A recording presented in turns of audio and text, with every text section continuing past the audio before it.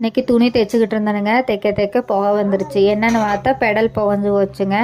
சரி அப்படியே தூக்கி போட்டுட்டு புதுசு வாங்குறதுக்கு பெருசாக மனசு இல்லை. கழட்டி என்னன்னு பார்த்துடலான்னு பார்த்துட்டு கழட்டி கனெக்ஷன்லாம் கொடுத்து எல்லாம் பார்த்தனுங்க. கடைசியில் அது ரெடி ஆகலை.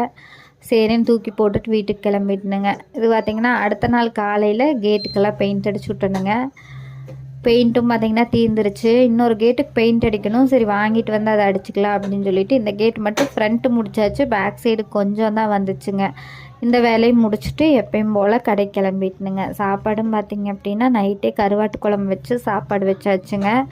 இன்றைக்கி கருவாட்டு குழம்பு 2 நாளைக்கு இருந்தாலும் பிரச்சனை இல்லைங்க. நம்ம பாட்டுக்கு சாப்பாட்டு வச்சுக்கிட்டு இந்த வேலையெல்லாம் பார்த்துட்டு நம்ம பாட்டுக்கு கடைக்கும் கிளம்பிடலாம் அப்படின்ட்டு. ஸோ கேட் ஓரளவுக்கு பெயிண்டிங் வேலையை முடிச்சுட்டு கடைக்கு வந்துட்டு எப்பயும் போல் வேலையை பார்க்க ஆரம்பிச்சிட்டனுங்க. சொல்லுவாங்கள்ல,